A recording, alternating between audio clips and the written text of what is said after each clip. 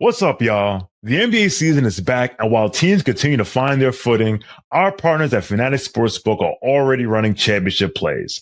Bet with Fanatics and earn up to 10% fan cash on your bets, win or lose. So even if your bet misses, you're still scoring fan cash, which you can use on NBA gear, tickets, and exclusive Fanatics events. And with fair play, if your players go down injured in the first half, your bet stays live. Make the switch and get more ways to win with FANATICS Sportsbook. Winning hits different here.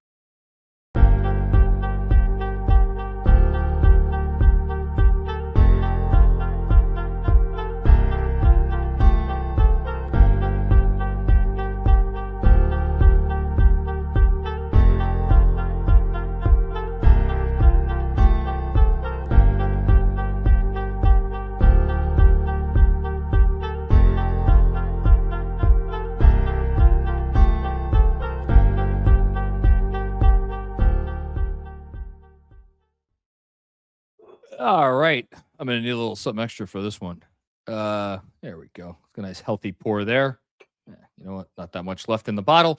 Welcome to the Knicks Film School Postgame Show presented by FANATICS Sportsbook, where we are here to talk about a team that quit. Watched Knicks basketball for a long time, over 30 years now.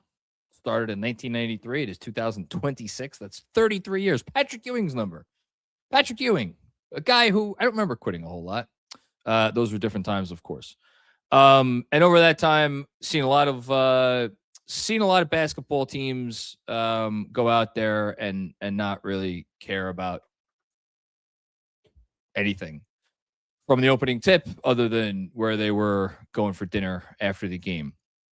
And that's why, as we have gushed about here on Knicks Film School for years and years and years, why this era of Knicks basketball has been so refreshing. But with great power comes responsibility. And there is a reason why, when the version of the Knicks that we have gotten over the last 5 years and change slips up and put forth, lesser performances that we are used to. And we could even zoom in more on the last 3 years and change since Jalen Brunson got here, since he legitimized the franchise. Whenever they have these stretches or these games where they give something less than maximum effort, or where they don't seem like a team that is taking the game as seriously as they need to, it is very unsettling, and it is something that we are not used to seeing, and it is something that we have trouble wrapping our heads around, and it usually makes people pretty angry, because you're like, what the hell is this? This isn't good. This is back the way it used to be. We don't like this at all. And that happened a lot last season, despite the fact that they won 51 games. That sort of play, that sort of letting go of the rope, that sort of play where those watches where you would watch the team come out. I feel like there were so many half times where they would be down a little bit, and then the starters would come out. It's like, guys, man, we got to go in this direction, and you're going in the opposite direction. And I said it last year a lot. I said, something's off about this team, and I don't know what it is. And I could never put my finger on it. And I was told by all kinds of people, from all kinds of places, that, it's because of this, that, the other thing, the lineup decisions, or there's a center guarding Josh Hart, or it's too much drop coverage, or all of this different stuff. And whatever, they got to the playoffs, won a tough series that could have gone either way against the Pistons, but they won it, and then had some miraculous games against Boston, and then unfortunately fell to Indiana. But you figured that team over the course of that playoffs, okay, it's a little bit of proof of concept. Now we just need to get it right. We just need to get from, like, we see the finish line. What are the tweaks that we could make to get to the finish line? And they brought in Mike Brown. And for the first 2 months and change of the Mike Brown era, you would have thought it wasn't a question of whether they were going to build a statue to Mike Brown outside of Madison Square Garden. It was how many statues of Mike Brown they were going to build outside of Madison Square Garden, and it was deserved. And you know what? It might still be deserved because I cannot. And look, there's going to be a lot of stuff flying around tonight directed at a lot of different people. I cannot sit here and look at what I just witnessed and put that on the coach in the slightest, not directly at least. Not directly. I'm going to get back to that in a bit. But all along the way, as the Knicks were playing great, as we were praising them, as they would have comeback wins, as their offense would look like the best offense in the history of NBA offenses, there was kind of something a little under the surface for me that never quite felt right. And I think you could say, yeah, sure, they weren't defending. That was part of it, but it wasn't all of it. And I again, it didn't hold them back from winning games, but it was just, if you listen to the comments from the preseason and if you paid close attention to, well, how were certain players performing when certain other players were maybe not in the lineup, when they were featured more in a different way. And now we've arrived here. We're coming in, and let's just set the stage here. So the Knicks, who are in second place in the East, come in to face a team that they beat in the first round last year, who was in first place in the East. And the team that's in first place in the East is missing not one, not two, but three of their top 7 rotation players. In Jalen Duren, who is probably still going to be an all-star this year, despite the fact that he's missing some games here. Tobias Harris, who is the heart and soul of, you want to talk about Josh Hart missing? Okay. Tobias Harris. No, he's not Josh Hart type of player, but he's the heart and soul of that Pistons team. And then Karis LeVert, who is an important rotation player for them. You know, call him their Deuce McBride. Maybe not quite to that level, but something in that neighborhood. So they're the ones who are down bad. And by the way, they're coming in on a second night of a back-to-back. I know they played yesterday afternoon, but they played yesterday. The Knicks have had a day off. I'm sure that Detroit was arduous. But with all due respect, the Knicks came in here as the more well-rested team. And they came out, and from the opening tip, when they went down, I wrote it down, they gave up 15 points in 4 minutes to a team that is not a top 10 offense. And they did so with zero resistance in giving up those amount of points. And then they stuck around because the starting lineup, you know, Mitch went out, and then they started to switch things up, and they started to get the bench more involved. And it was a game for most of the first half, and then they started to let it get away from them at the end of the first half, and it was a 10-point game going into halftime. And you kind of saw where it was going, but you said, it's a 10-point game. It's 10 points. They should have been down by 20, and they were only down by 10. Let's see what this team is made of now after halftime. We know what the Pistons bring. We know the physicality they bring. We know everything that they're about. What are the Knicks about? And tonight, the only thing the Knicks showed us is that they are not serious about competing. Not at the highest levels of the sport. I just got done with a watch along of this game, and shout out to Sean with a W, who joined me for the entirety of that nonsense. And Sean was trying to make the point, like, look, this team, they know what they know it's about April. They know it's about May. A lot of the shit that I've been saying on some recent post games about flipping the switch, and they're going to do it when the time is right. And they know what it takes to get there. And they didn't look at this game as seriously as the Detroit Pistons. Well, I got news for you guys. Maybe you fucking should have looked at it as seriously as the Detroit Pistons. Why didn't you? That's what I want to know. Why didn't you look at this game as seriously as the Detroit Pistons? Right out of the gate. But that's not even what we saw in the third quarter. The third quarter wasn't about not taking the game as seriously as the Detroit Pistons. The third quarter was about a team that didn't want to be anywhere near a goddamn basketball court. That's what the third quarter was. And why was that? What is it about this team that for much of the season had us convinced that this was going to be the first Knicks team to make the NBA Finals since 1999 when I was goddamn 16 years old? What is it about something that is going on under the surface of this basketball team? Because what we saw there in that third quarter, that wasn't about being tired. That wasn't about missing Josh Hart. That wasn't about they don't have a fucking Jose Alvarado or Sadiq Bey or a different backup big or Mitchell Robinson not being fully Mitchell Robinson. That was a team who not only did they not give a shit, they were actively throwing it in the face of everybody who invests an ounce of emotional energy in rooting for them. And they said, fuck you to all of us with that effort in the third quarter on national fucking television. Inexcusable.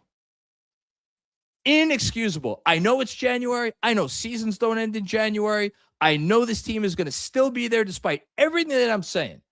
I know they're still going to be there in April and May. And I must be insane because sitting here right now, I can't even rule out the fact that they're going to be playing basketball games in June. I can't do it. And you know why? Because I believe still, to my detriment, that there is enough combination of talent and character in that locker room that they have the ability to work past whatever this is and figure out whatever this is. And yes, I am talking about certain guys in particular. I'm talking about Jalen Brunson, who played a dog shit game tonight. 6 turnovers and as many assists as you and me. You want to talk about someone who did not bring it on a big stage. Jalen Brunson did not bring it on a big stage. And yet I still have faith in him. I have faith in Josh Hart once he returns. I have faith in some of these guys off the bench. Deuce McBride continues to play like it matters to him. And some of these kids, like are they great at this point? No, they're not supposed to be great. They're second round picks who are in their first or second year. They're supposed to make mistakes. I'm not blaming any of them. Why would I? Mikal Bridges, Mikal Bridges is going to catch a lot of shit tonight.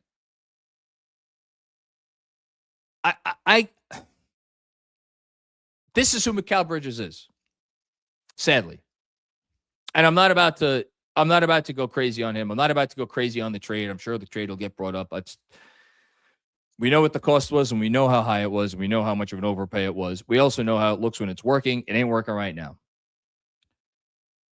OG Anunoby, minus 31. He set his own Knick record, I think, within the last week for the worst plus minus he has ever had as a Knick. I'm looking it up right now. Yes, he was minus 25 against the San Antonio Spurs in a game they lost by 2.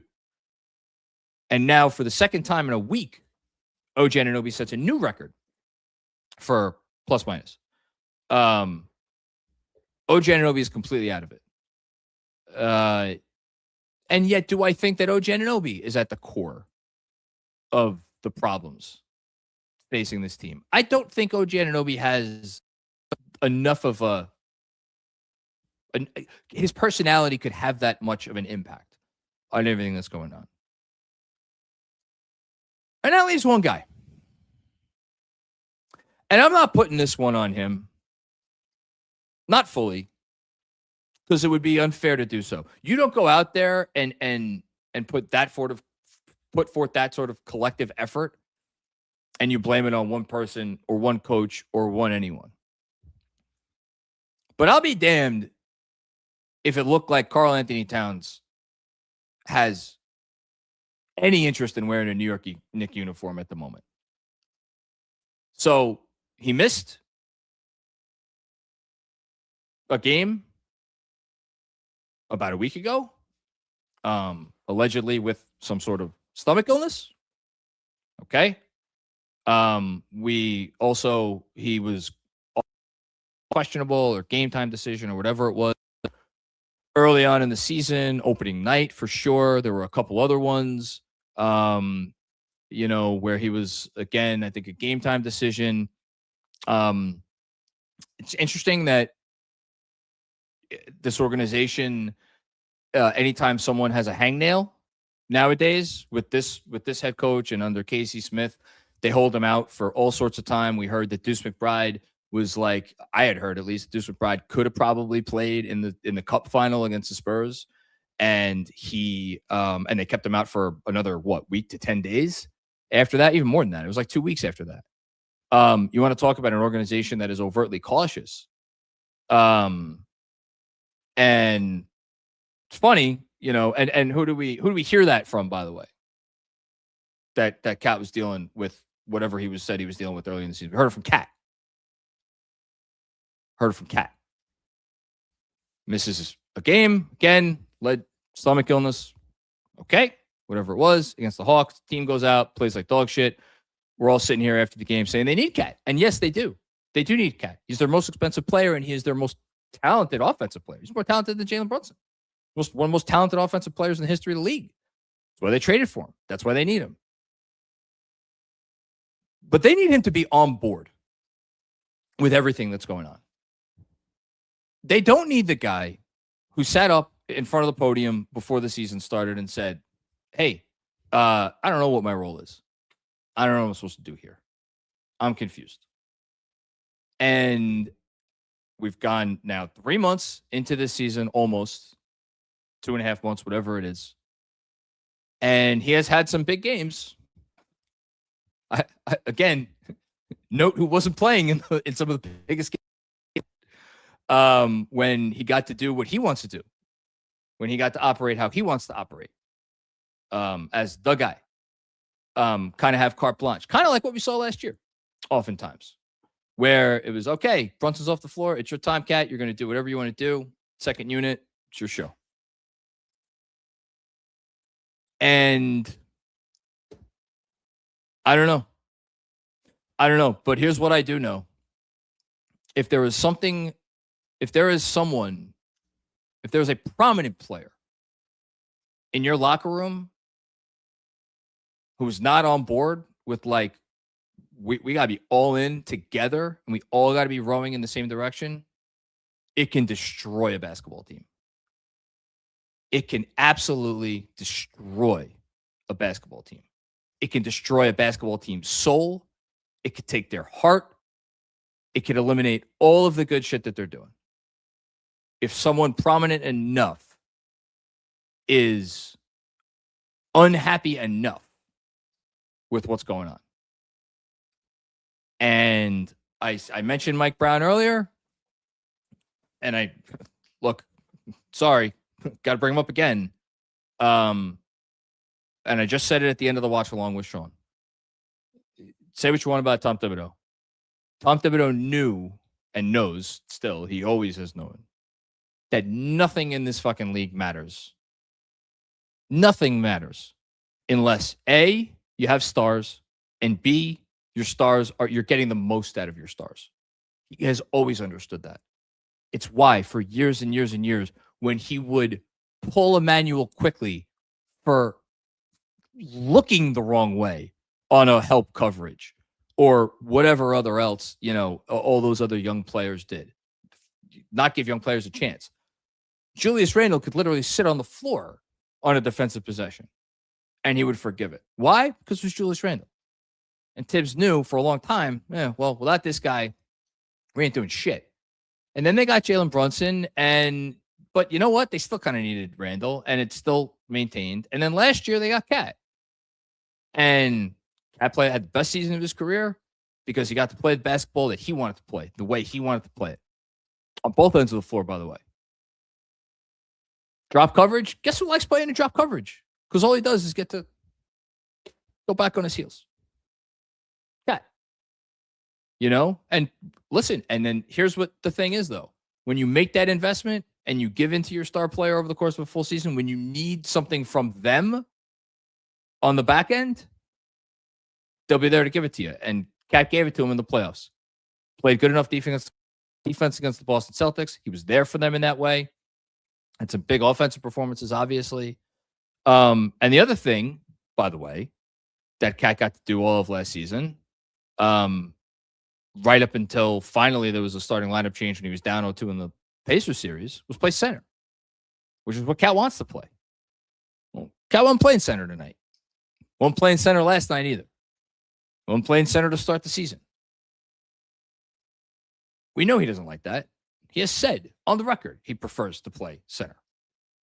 And that he is willing to make sacrifices and play the 4. That's not what he wants to do. So Mike Brown is a different sort of coach. Mike Brown, he is not afraid, put it lightly, to challenge you. Doesn't matter who you are. Doesn't matter how much money you make. And on the surface, you would say, well, that's a great thing.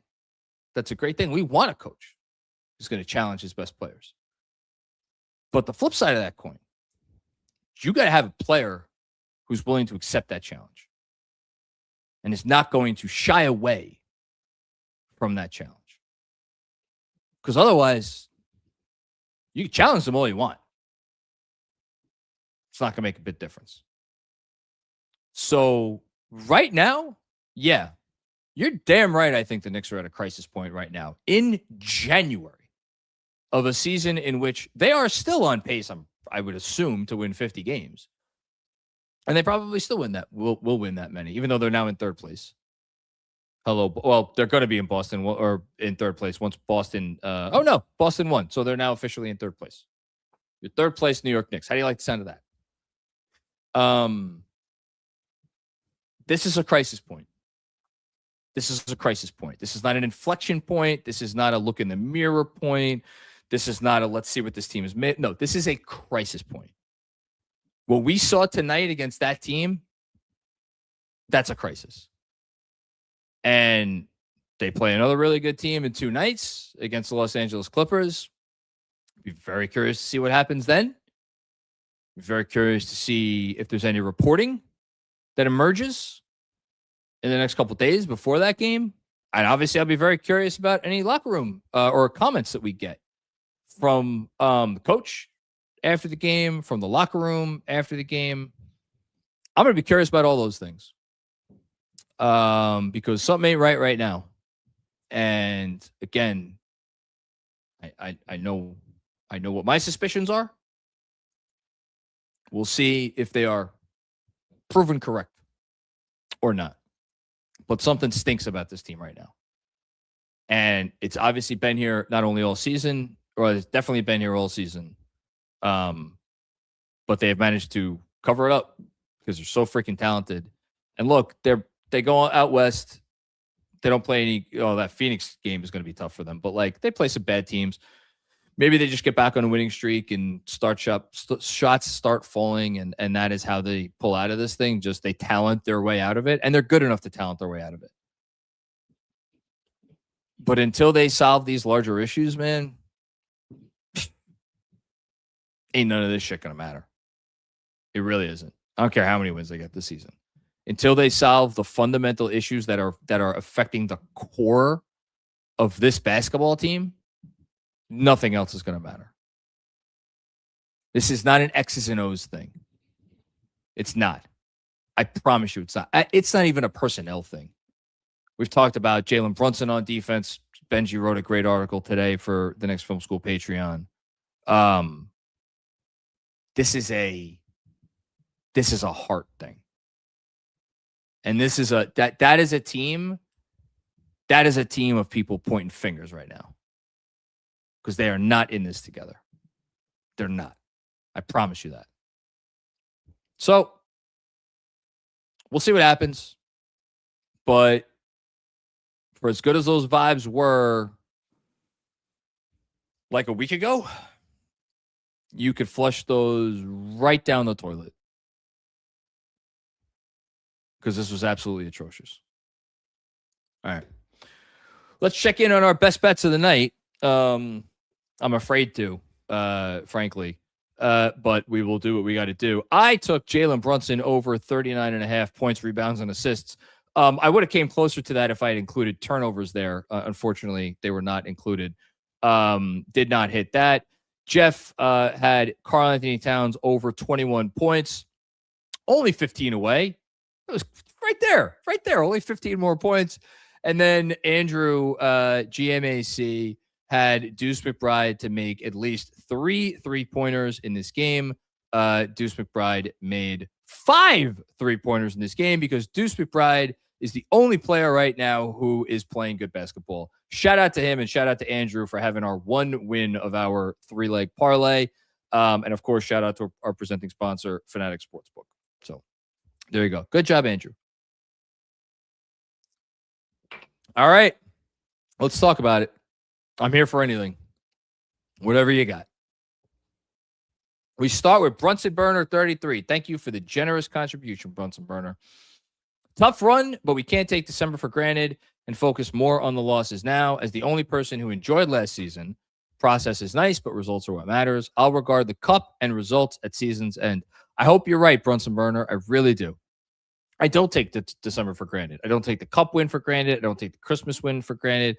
I don't take any of their great comeback wins for granted. This team was providing as much enjoyment as any team of the Leon Rose era for me, with the exception of the 23-24 team, which will just always be first in my heart.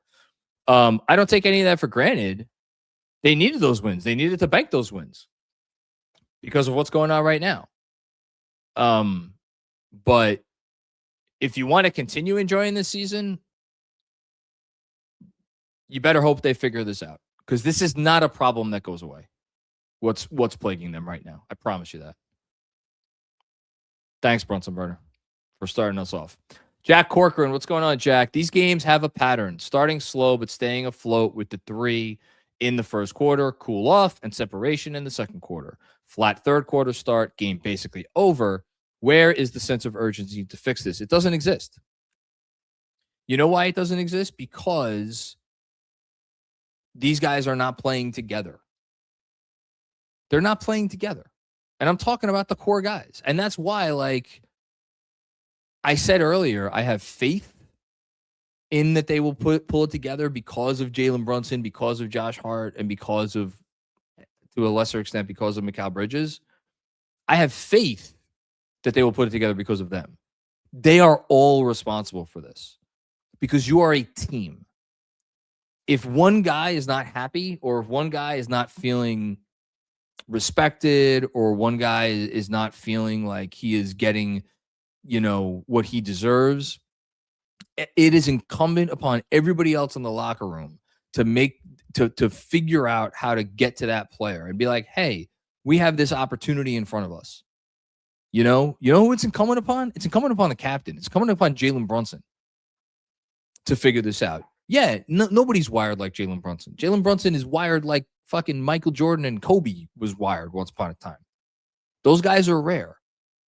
But you have to, you have to reach across the aisle. You just have to. That's why he's the captain in theory. It's on everybody. It's on everybody. They need to find that urgency together, and they need to believe in each other again. This is the same shit that we saw at times last year. Which is why, again, this is not all on Mike Brown. I shudder to say any of it's on Mike Brown. But it's not all on, let me rephrase that. It's not all on the coaching change. I think this is something inherent with this group of guys. I've long suspected that there's one too many guys on this team that need a certain role in the offense. I said it a lot last year. When you have 4 guys who all think that they should, Jalen Brunson thinks he should be averaging 30. Karl-Anthony Towns thinks he should be averaging 30. And you have 2 other guys in Bridges and OG who thinks they should be averaging 20. It's not realistic.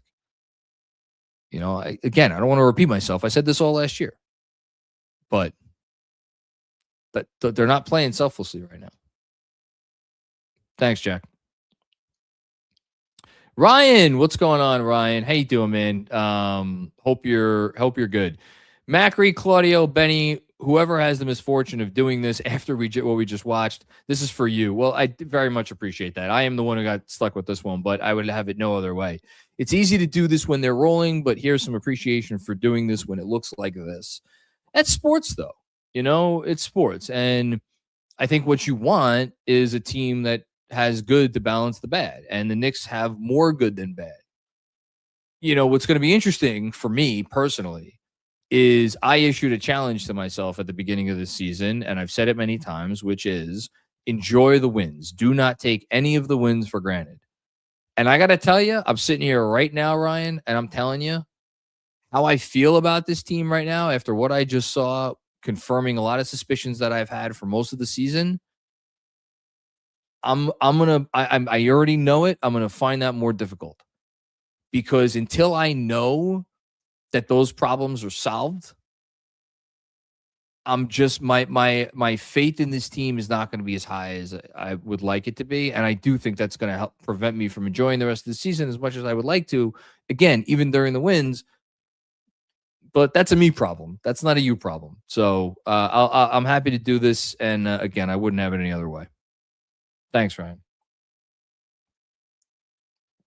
Dan Hidalgo, what's going on, Dan?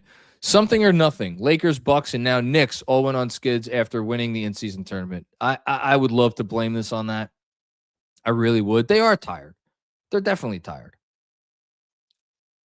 They had a day off. And I've seen them. By the way, and I don't know, I'm not getting agitated at you, Dan, I promise, but like against the Sixers, on the second night of a back-to-back, we saw them turn it on or try to turn it on defensively in the late third quarter and in the fourth quarter. The night before against the Hawks, when they gave nothing to start that game, they really turned it on defensively in the end of the third and the beginning and the fourth quarter.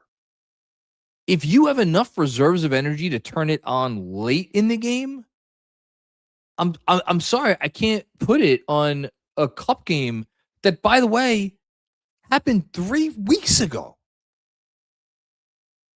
That's not, I can't do it. I can't do it. It is an explanation.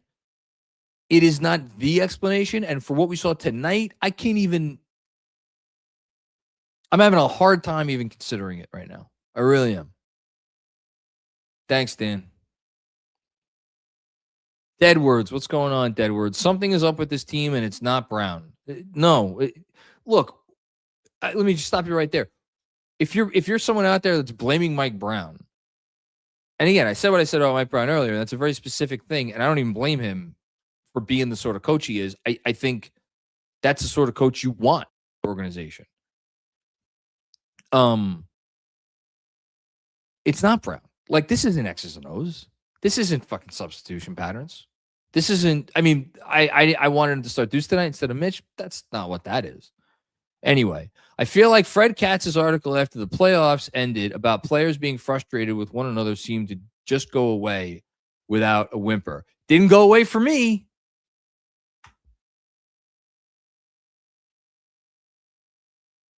Did not go away for me.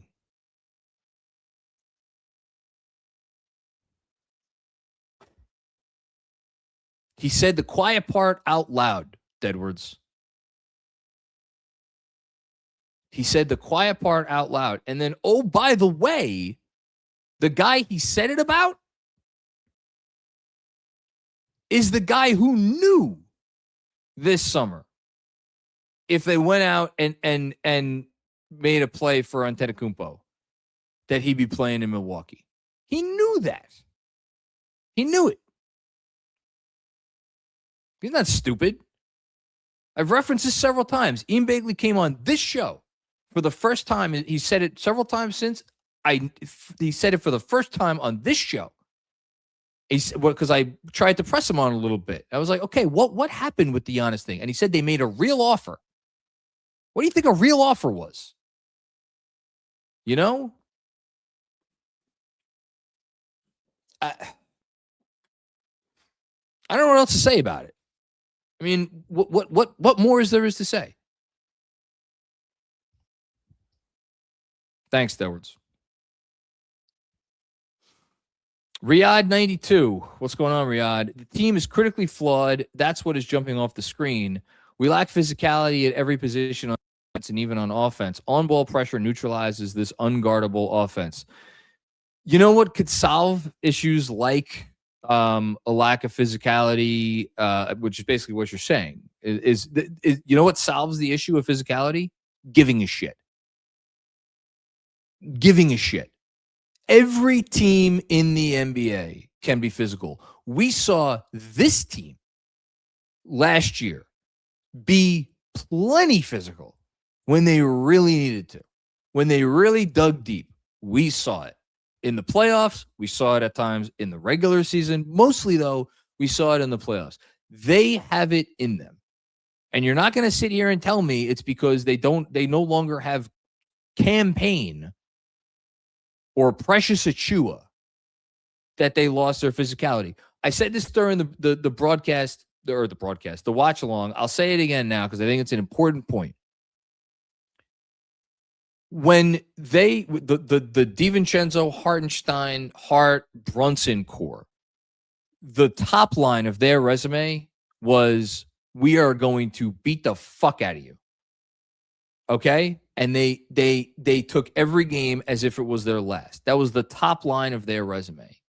For this team, it is on their resume, but it's in the last section. It's in the like additional skills section. It's right after conversational French. Shout out to Gershon Yabusele, who I don't think got off the bench today. Or maybe he did. Let's see what Gershon did. I played 8 minutes. Oh, there was 8 minutes of garbage time. 4 rebounds. That almost led the team. Anyway, I digress. So it is part of their DNA. It is not their identity. They have access to it.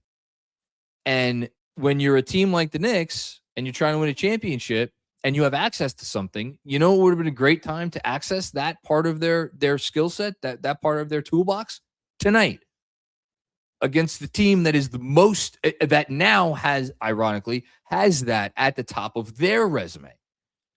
They chose not to.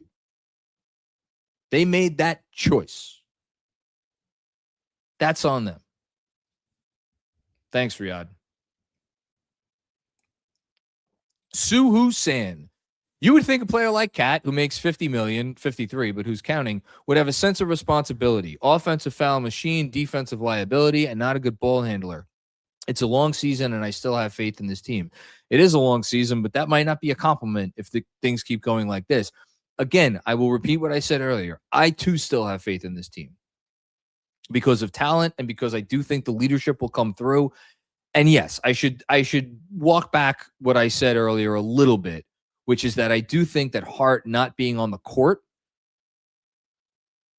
I'm not saying they win this game tonight if Josh Hart plays, but it is not a complete coincidence that the wheels have completely fallen off with Josh Hart out. And again, I don't even think it's an X's and O's thing or a person or like a lot. Like, I just think his personality and his leadership matters that much. As far as Cat goes, I mean, look, again, he was a passenger tonight, to use an old term from my buddy Schwinny Poo. And he used to say that over players, and it's like, it was such a, I would be like, oh man, that's so harsh, and I used to hate it. Well, guess what? Cat was a passenger tonight. He was along for the ride. You know, I mean, 6 turnovers and 6 points. Like, it's like he got to a point where he's like, I don't give a fuck what the game plan is. I'm going to just try to do things my way. You know, what solves that? Your guess is as good as mine, man. I don't know the answer. Thanks, Suhu Sam. And thanks for the contribution. Hush Zoo, thanks for the watch along company, my buddy. I just can't see a contender in this team. Be honest, do you trust anyone to be a creator on this team that's not Brunson or Hart? No one can dribble. I think Brunson is good enough, and I think they have enough secondary creators. Again, that's the thing, is in this offense, in the Mike Brown offense, nobody else needs to create, so to speak. The reason why they went out and got Malcolm Brogdon, and the reason why we're going to hear more rumors about backup point guards that they might want to trade for between now and the deadline, is because they want to make sure when Brunson is off the court, they are like lock, stock, and ready to go with whoever is running the point, and that there's not going to be any issues, that at least that person can initiate the offense and put everybody else in the positions they need to be put in to be successful. This is not among my top concerns with this group. And that's mostly because I have a lot of faith in Jalen Brunson, but like Brunson was awful tonight, you know? So I don't know. Maybe it should be more of a concern than I'm making it out to be. But again, it's also a question of resources. Like, you're not going to go get another shot creator. You could get a backup point guard, you know, but like another, like a true creator, not one who's any good, you know, not with how they're structured, you know, unless they do something crazy. And I just don't think they're going to do that. Thanks, Hush. Nicole Dean Julia, what's going on? Does Cat almost take the first quarter off on offense because it's JB's quarter? I don't know. It's a great question for him, though. I'd be curious what he would say about that. I don't know.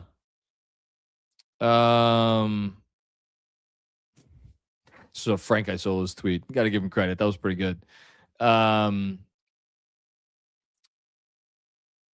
don't know. He didn't used to. I know that. But he's not out there making an impact at all right now. Thanks, Nicole. Hush with another one. We're so small and unathletic, my eyes bleed. They look small and unathletic right now, and that's because they're not playing into any of their strengths. I think if they were playing better, they would look differently, but yeah, they look pretty unathletic right now. Thanks, man. Stop the Panic. Good name. I've seen enough. Trade them all for Giannis. Look, I said it in the summer. I said it in the beginning of the season. I've said it every time it has come up. I'll say it again now. If you could get Giannis Antetokounmpo on your basketball team, get Giannis Antetokounmpo on your basketball team. It's not that complicated. This nonsense that we have enough and we're fine and yada, yada, yada, that I love the spirit of Knicks fans. I truly do. It is inspiring to me at times because I don't have it always. You know? The belief in that inherent belief that because there are guys, we will believe in them. I'm not like that. I see things as they are. And what I see is a team that is, they do have some structural flaws, but that's not what we're even talking about tonight. We're talking about a whole nother issue tonight, which might be even more of a reason to try to trade for Giannis. Unfortunately, they are not going to be able to before the deadline. And if they are, I'd be freaking shocked. Thanks. Frank Miranda. Oh boy, I know what's going on here. What's up, Mac? It's your boy Frank from Patreon. I'm sorry, a front office that bet the team's future on Cat and Bridges and not comprehend the fundamental flaws that presents deserves what's coming to them. And the day Dolan spoke, sheesh. So I mentioned this again on the watch along. I'll say it again now because I know not everybody was watching on the watch along. For James Dolan to come out and be like, we gotta make the finals. I said it the day Mike Brown was, not the day Mike Brown was hired. I said it the day they fired Tibbs. The day they fired Tibbs. And when I say they, I put they in air quotes because we know who fired Tibbs. You know, we heard it today. If you ever had any misgivings about where that came from, where that directive, you know, yeah, sure. It's yeah. You make the decision. You make the call. It's like when your boss tells you, "Oh yeah, you know, it's cool. Yeah, it's your fine. It doesn't matter what I want. It's your call. It's your decision. You're the manager on duty, right? Yeah, okay." When Tibbs got canned, I'm pretty sure I said it that day. If they don't make the finals next year, I think there's a better chance than not that Leon would be out. And again, James Dolan, what did he say today?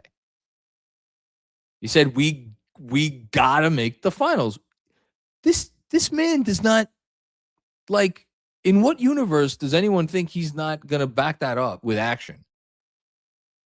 Not exactly a man known for his patience. He has been told that this is the team that could get him to the finals. He has been told that in no uncertain terms. And when certain people told him last season that the reason that they didn't get to the finals was the head coach, when other people had a chance to correct that narrative and say something different, they chose not to. And that is because people like having jobs, and that's fine. I like having a job. I like doing this shit. I wouldn't want to get fired from this, although I suppose that would be difficult. But when you do that, when you make that deal with the devil, well, then you take what comes with it. And what comes with it is like, okay, well, you went along with that story. Great. So now you've solved the problem. Well, now there are no more problems. Now we get to the finals, right? Okay. Let's see how that works out. Thanks, Frank. Bronx kicks for life. Pack Cats bags $50 million for zero show in big games. Look, he's had some big games. He's had big performances in big games. He had a massive performance in Game 3 against the Pistons. He hit the biggest shots, some of the biggest shots in recent Knicks playoff history in Game 4 against the Pistons. He defended well enough against the Celtics. All-time fourth quarter against the Pacers, and had what I've repeatedly said. I've said this many times. What should have gone down as one of the greatest games in the history of the franchise in Game 1 against the Pacers. Should have. He was dominant. They couldn't do anything with him. Dominant. So, yeah. Okay, let's do one more, and then we could put up. I see the stats of the game, Mark. I think we should put up with that one. That's what I think we should put up. Or maybe we should put up all three. You want to do all three? Yeah, we could do all three. Let's do all three. All right. Vascalo, what's going on? I know a 7-foot Greek who would give better effort. How long before we panic, and what does that look like? Here's the problem. Let's say the Bucks find religion, and let's say they decide to take calls. If they do that, presently, the Knicks only have 2 future draft swaps to trade in 2030 and 2032. That's it. If you fast forward to draft night, they will be able to trade their 2026 first round pick, and they will be able to trade their 2033 first round pick. So I have long said, I think there's at least a snowball's chance in hell, whatever small, I think there is a chance that if you combine the additional draft capital the Knicks would have access to this summer, with Giannis putting his hand on the scale, with the fact that it's only one more season before he could opt out, and thus anybody who trades for him and doesn't have assurance that he's going to re-sign there knows they're only guaranteed one run with him. I think all of those things combined gives the Knicks a chance in the summer. Aside from the fact that I do not think the Milwaukee Bucks are going to entertain trade calls. If the Bucks are going to entertain trade calls this deadline, it is going to be because they have no choice. And then we're left with two situations. Either the Bucks are just going to do the biggest solid in the history of solids and say, yeah, Giannis, we'll trade you exactly where you want to go. And that also presumes, by the way, that he says, I only want to go there, and that they actually fucking listen to him. But if they're like, listen, man, we'll trade you, we just can't accept, even if they, even if we get a third team involved and a fourth team, whatever, there's just not enough on the table for us to accept the Knicks offer. I'm sorry. We'll trade you. But we'll trade you to LA, we'll trade you to Miami. Those are at least things we could live with. And those are, so the notion that this is going to happen, this is going to happen before this deadline.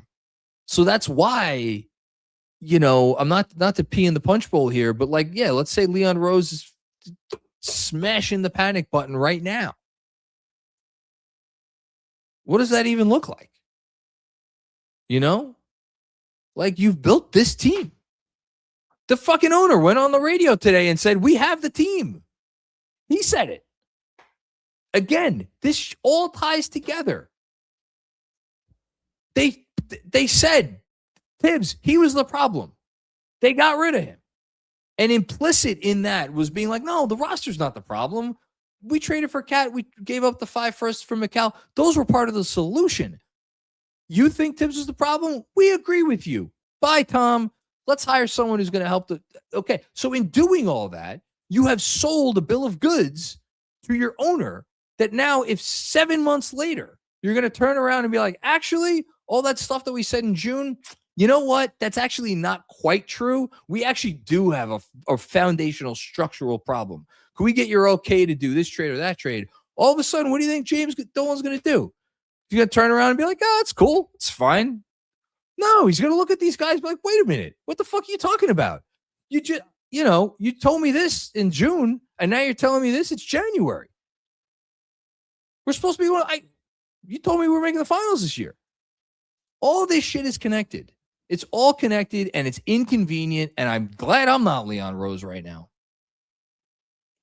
So I don't know, but let's hope he comes up with something. Thanks, man. All right. We got not 1, not 2, but 3 stats of the game tonight, courtesy of our guy, Jonah Kaufman. We're going to do one by one because they are all worthy of going over. The first stat of the game, 0, as in 0 assists for Jalen Brunson. This is only the second time in Brunson's tenure as a Knick where he did not record an assist, and the team only had 15 assists, which is their lowest of the season, and only the sixth time, since Brunson became a Knick that they had as low as 15 assists. Needless to say, 6 turnovers. That's only the second time this season that Brunson has done that. And it is tied for the league high for most turnovers by a player in a game without any assists. In other words, not a great game for Jalen Brunson. Our next stat of the night is 1, which is 1 more than 0. And it is the amount of rebounds that Karl-Anthony Towns had. The lowest total of his career. The previous low was 2 in Minnesota and 6 in New York. Knicks only got 30 rebounds, tying their lowest since Leon Rose took over the team. Also, there are 5 offensive rebounds, second lowest of the season. And then our last stat of the game is 23. I love the number 23. It's a great number. Unfortunately, not great right now because it was the number of stocks obtained by the Detroit Pistons. That is steals plus blocks. It's the most stocks that a team has gotten against the Knicks this season. 12 steals ties the season high. 11 blocks sets a new season high. Again, this is a number that was allowed only 3 times since the beginning of the Leon Rose era. And yeah, the Knicks stink right now. That's my stat of the game. Stink. Capital S. There's my stat. All right, next up. Uptown Hoodie. What's going on, Uptown? Mike Brown runs his players on off days more than any coach in the NBA. Sure, maybe run Fox and Monk, but this next roster is not bouncy or fleet-footed. Again, is it maybe part of the issue? I can't sit here and tell you that it isn't. I don't think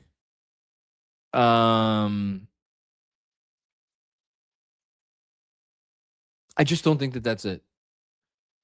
Like, Mike Brown does seem like a hard-charging guy, and I get that. But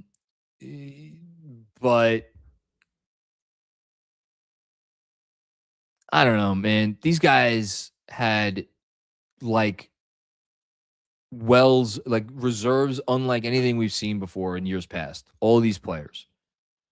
And now you're telling me they're just gassed? These guys have inspired me, some of these guys on this team over the last bunch of years, more than I've ever been inspired as a sports fan. And now you're telling me because he runs them on off days that they don't have anything? Again, I can't sit here and tell you that you're wrong. That's not where my attention is. As Steve Popper tweets out, Knicks players addressed some of the struggles amongst themselves after the game. Sounds like a players-only meeting to me. Wouldn't give details, but a lot they could point to after this one.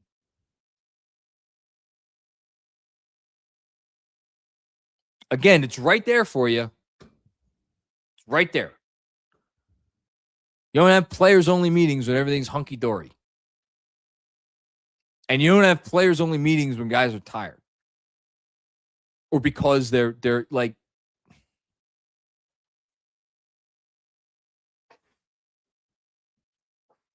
thanks, Uptown Hoodie.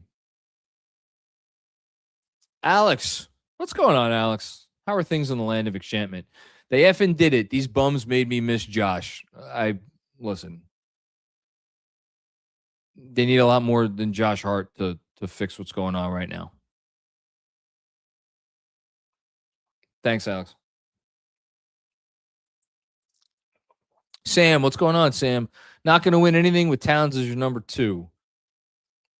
You know, they came pretty close last year, but obviously wasn't close enough.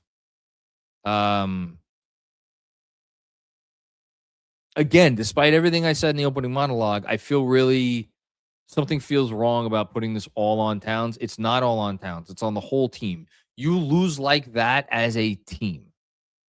Even if one guy might be the most unhappy or one guy is the one where some of the issues are emanating or he's kind of poisoning the well, you go out still as a team and you could still overcome that. And they chose not to overcome it tonight. They chose not to try to overcome it tonight. Thanks, Sam. Hush with another one. Thank you, Hush, for the generous contributions tonight, all night long. I can't blame Brunson shooting everything. I think Cat had more off-arm offensive fouls than shots tonight. OG dribbles everything off his foot or into his defender. McCall regressed to the mean. So mad. Yeah, everybody's like, nobody's playing selflessly right now. None of those core guys are playing selflessly right now. Nobody's playing for each other. Nobody's thinking about the bigger picture. It doesn't seem like anybody's willing to make sacrifices. Like, remember when Mikal Bridges was taking contact early in the year? I wrote this down. There were 2 shots in the first quarter. Maybe first half for sure. I think they were both in the first quarter where Mikal Bridges had shots like at the rim, point blank shots at or near the rim, or he could have.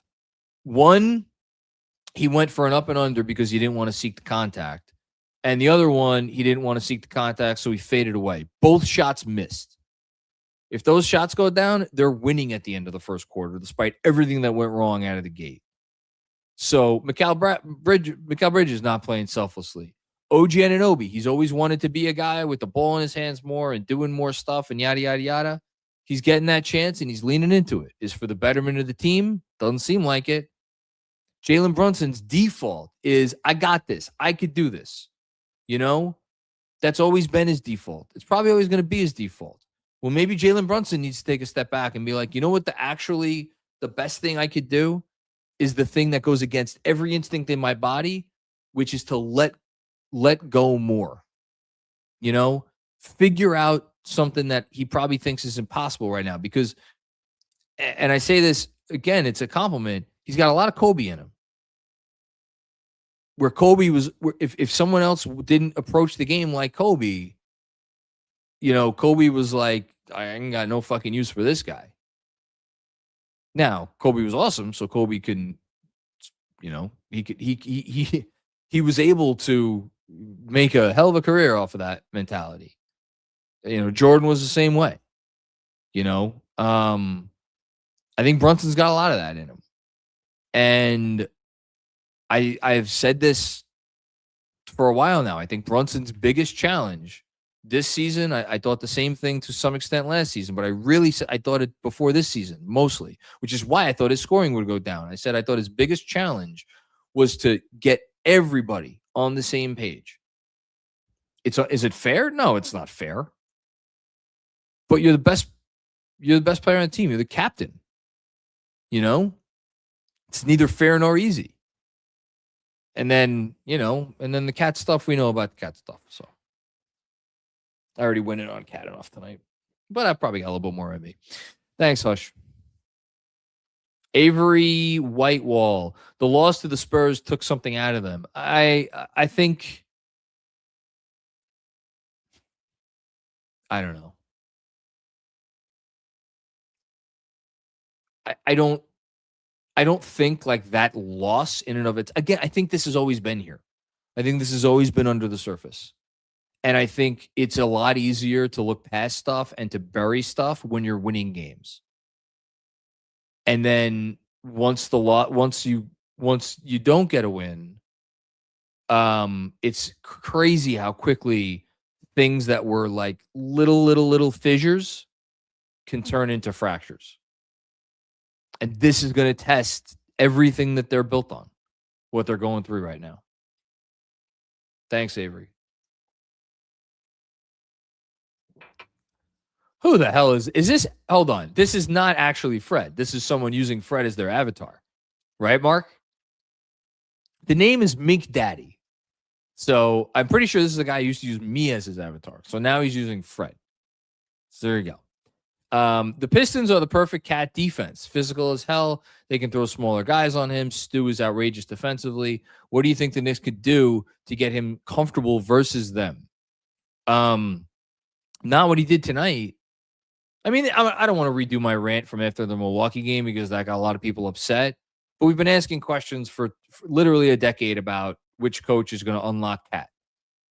I got news for you. Mike Brown, and this is not a blame. To be very clear, I'm not blaming Mike Brown, but just to drive the point home, Mike Brown has not, quote unquote, figured out how to fully unlock Cat. Cat's having the least efficient season he's had in 7 or 8 years.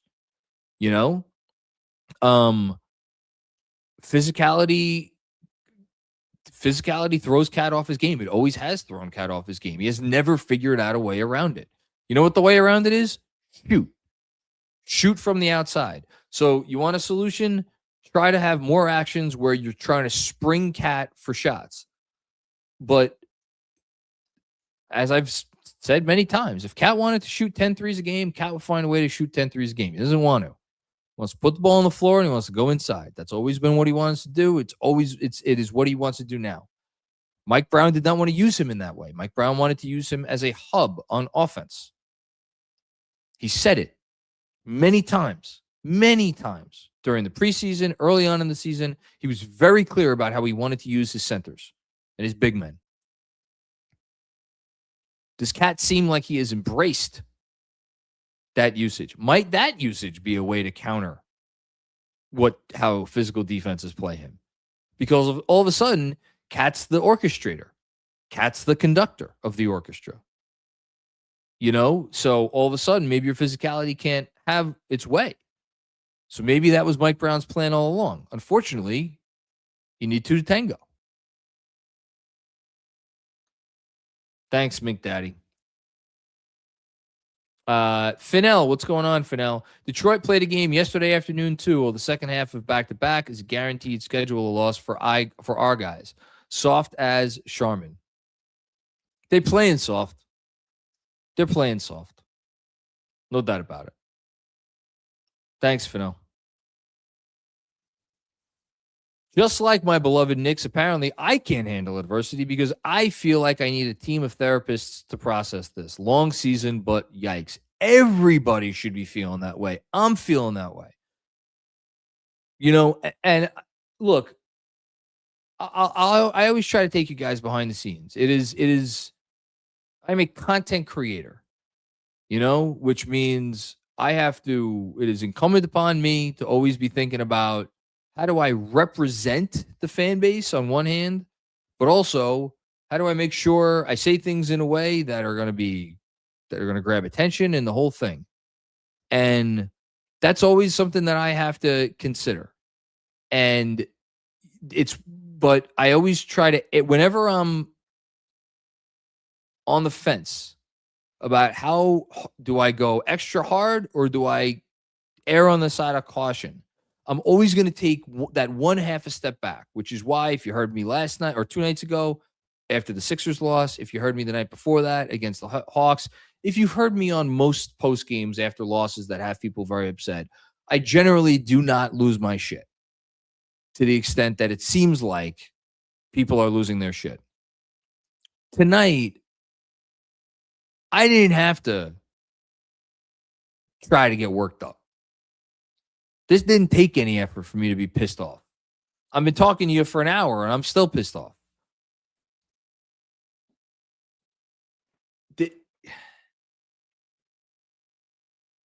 We were told this was the team.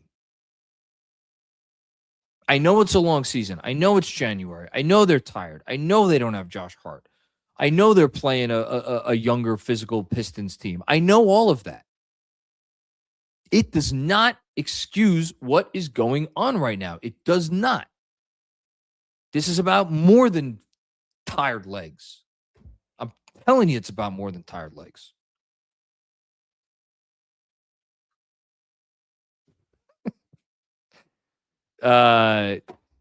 Mink, Fred just confirmed he is Mink Daddy. So that's awesome. I think it's a great name. Dying because sorry. This was the old super chat. Next super chat. Hush with another one. Dolan's words today just seem so funny now. I think he should look into trading one of these guys. The team seems very copacetic right now. Who are you gonna trade? Who are you gonna trade? And for what? Seriously, who are you gonna trade? Let's say you want to trade Cat. Great. What do you trade Cat for? You got to trade him for a center because you can't trust Mitchell Robinson, right? If this team trusted Mitchell Robinson to stay healthy for the rest of the season and to play 30+ minutes a night, they'd be insane. They should all be fired on the spot if they did that. So who do you want to trade Cat for? Here, let's pull up. Here we go. NBA player salaries. Let's see. Who are we trading Cat for? Let's do it right now. Let's see. Where are we going? Want to trade Cat for he has to make less than Cat, so although I guess you could aggregate salaries. Want to trade him for Joel Embiid? Yeah, I'm sure the Sixers would do that in a heartbeat. You want to revisit the Cat for Anthony Davis discussion? You know what? Actually, at this fine point, oh man. But here's a different question for you. Would the Mavs want Karl-Anthony Towns? You know, if they're rebuilding around Cooper Flag and defense wins championships. I don't know if you heard that. Are they going to go get Karl-Anthony Towns, who wants to play the 5? And they already have Derek Lively, who should be I know he's out for the year, but Derek Lively should be their center for the next decade to pair with Cooper Flag. They're going to go get a guy who operates best when he's at the 5. They're not going to do that.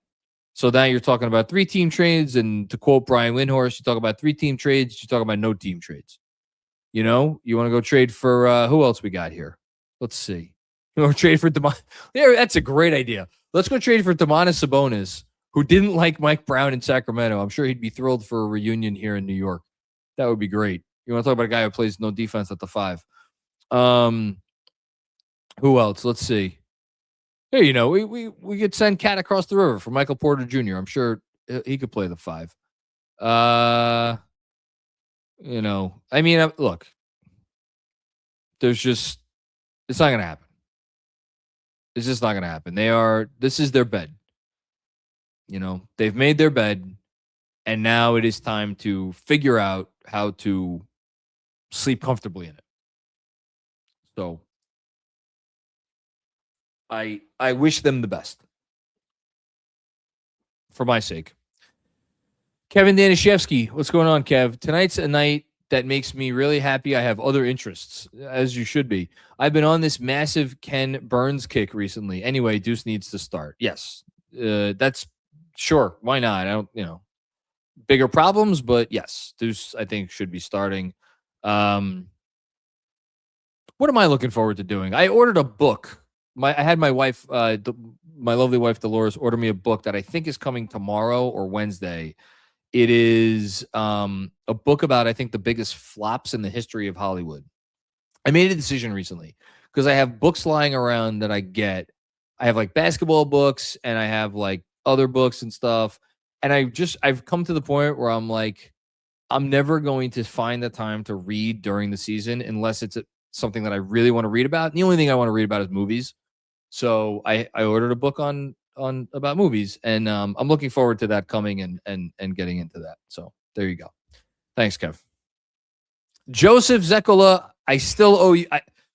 I swear I intended to respond to your email earlier today. I still have not gotten to it. I will get to it tomorrow. This is the most embarrassing loss since before Tibbs. To follow up on the wake-up call loss to our Spurs with increasingly embarrassing losses, and now Brunson seems to have abandoned our offense. What the F? Yeah, I mean, that's part of the conversation. Brunson, maybe the lack of the lack of buy-in.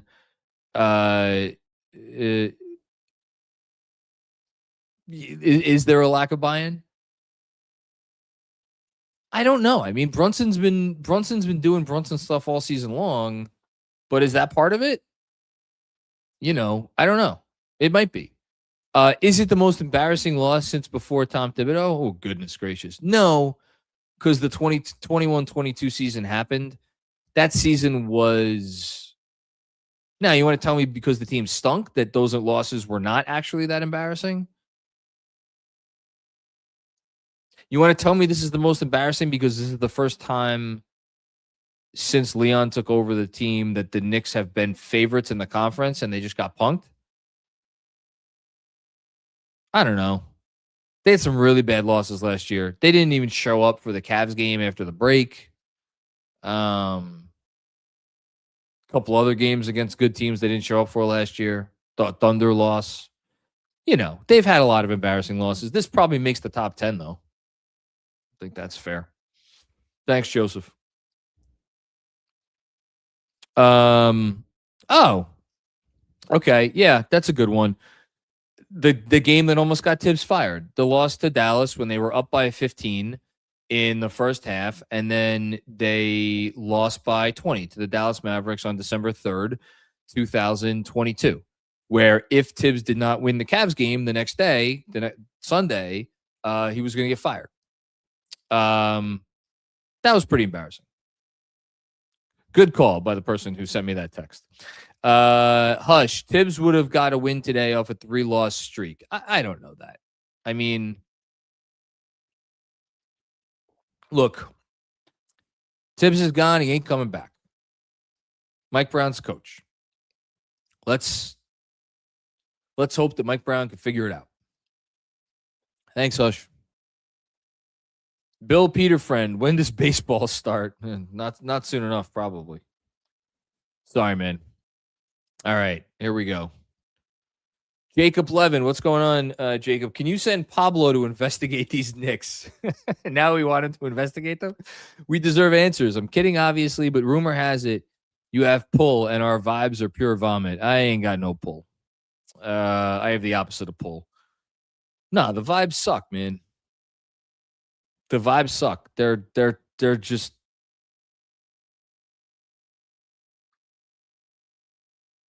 You know what the worst thing you could say?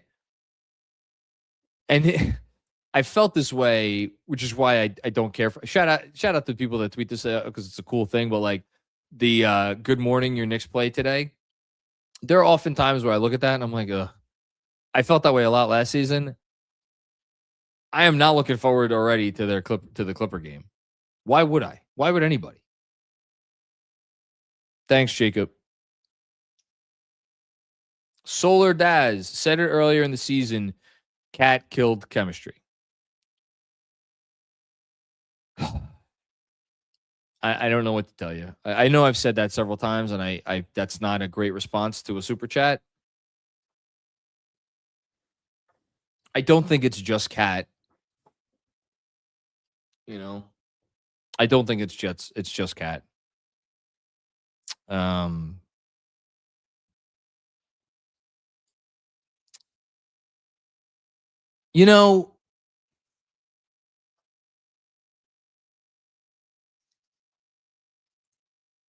when they went to Minnesota this season and Cat had the comments that he did, I think he even may have like referred to like said us in reference to, or we or something in reference to like Minnesota.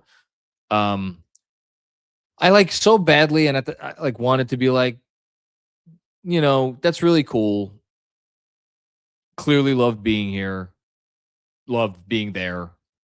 And I wish more athletes would do that, right? Like, don't make it like once you get traded, it's like the old team is the X that doesn't exist, right? Be mature about it and everything. And now I'm thinking back on that and like, yeah, I don't know. If you ask Cat today, could you like, hey man, we got a trade lined up. We could reverse the trade. We could get Julius and Dante back and send you back to Minnesota. Do you think that would there be a millisecond of hesitation on Cat's part to go back? A millisecond. No. Thanks, Solar. Dom Cappuccini. Oh, man, I know you're hurting tonight. So this is how it's going to be, huh? Detroit is our 2024-2025 Cavs because that's what tonight reminded me of. Yeah, I mean, again, I'll never forget that Cavs lost after the All-Star break because I started writing the newsletter at halftime, and I had never done that before because the game was over and I had seen enough. I didn't need to see the second half. It was a 10-point game at the half, But in terms of how they played after halftime, absolutely. Is this how it's going to be? No, because here's the thing. That Cavs team was freaking awesome. It was the greatest offense in the history of the sport by offensive rating. Nobody knew what to do with it. Throughout the entire league, nobody knew what to do with that Cavs team. This fucking Detroit team is not even a top 10 offense. They barely have a top 20 effective field goal percentage. And the Knicks made them look like the 2017 Warriors tonight. Come on. Thanks, Dom. Dom with another one, man. Thank you, dude. This is again the fact that anybody's watching tonight. I'm like, I wouldn't want to be any part of this game more than I needed to. So shout out to the almost 2,000 people who are still tuning in, and thank you, Dom, very much. I'd say 3-point defense has to be better soon, but really the whole defense is trash, and they aren't rebounding like they used to. I recall a 2016-17 team try to talent themselves through a season. I hope this team doesn't have the same locker room issues. Oh, my God, to bring up the 2016-17 team. My Lord. Woo! They were, what were they at one point? 17-14? Were they, or like 14-11 or 15? And they were like, I remember that team. That that was an interesting bunch. That the organization was just broken at that time. So I don't think the organization is broken now. I mean that. I don't think the organization is broken. Like that team, this team is. There's still good stuff here. They have issues, but like you're talking about the 3-point defense, you're talking about the rebounding. People have talked about the physicality. People have talked about the lack of a secondary ball handler. People have talked about OG and Mikal Bridges are dribbling too much. People are talking about all manner of things, right? People are talking about we're too small. Let me finish my statement. I'm going to say a thing that's going to sound like I'm insulting everybody. I'm not. But where were all these complaints a week ago?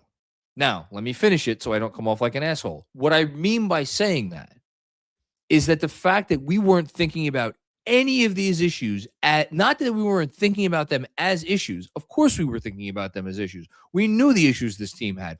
All the issues that we're talking about tonight and people are bringing up tonight, they existed a week ago. That's not what I'm saying. Nobody or very few people, I don't think, other than like the fundamental core issue of Cat plus Brunson on defense equals problem against if you're trying to win a championship. We're talking about like now there's like a half a dozen things that like, oh my God, the Knicks are broken because of all of these different things. When you are playing well and you are playing together and you're playing up to your capabilities, it makes any issues it minimizes so many things. And they have the talent to minimize their issues. They do. We've seen it. We saw it for most of the season. This is not a structural problem. What we're talking about tonight and what we saw tonight, it's not a structural problem or a scheme problem even. You know? This is in here. You know? This is inside. They got to solve that. Thanks, Tom. Hush with another one. Thank you, Hush. Obviously, you're careful with your words, but it seems like if they don't get it done, big changes will be coming, and the 2026-27 Knicks will look a lot different. Don't take my word for it. Take James Dolan's words. He literally said, we got to make the finals. What do you think he's going to do if they don't make the finals? Do you think he's just going to sit back and be like, oh, well, that's fine? James Dolan doesn't say things like that unless he is planning on backing them up. There is a reason why people who have worked in this organization and dealt with him directly have horror stories upon horror stories. And you know why they can't say any of those horror stories? Because they all sign NDAs and they're not allowed to say anything. This is how the Garden has been run for 27 years. All the stories are out there. You hear them sometimes at bars and things if you run into the right person who worked or talk to the right person who worked there. Like, this is what it is to work at the Garden. This is why people fear for their lives when they walk through that door sometimes, or their professional lives. And you don't hear any of it. You know, and look, they've had an incredibly successful run because they have Leon Rose as president of basketball operations, and he has dealt with James Dolan on a very personal, firsthand basis for the better part of 2 decades. He knows how to navigate these specific issues as well as anyone. But at some point, eventually, you're going to be the one in the line of fire. And Leon Rose is the next guy in line. You know, it's like, again, James Dolan does not say things he does not mean. Thanks, Hush. Joseph with another one. What's going on, Joseph? We got this one already. Maybe I thought we had another one from Joseph. That's okay. Jono. What's going on, Jono? LOL, I paid $11 for Peacock to watch this game. I'm sorry. Look, John, here's the bright side. Peacock, the Peacock app always has pretty good movies. If you look on the movies tab, I guarantee you there will be some stuff. I think they have Begonia on right now, which I have not seen. But Emma Stone's probably getting nominated for Best Actress for that film.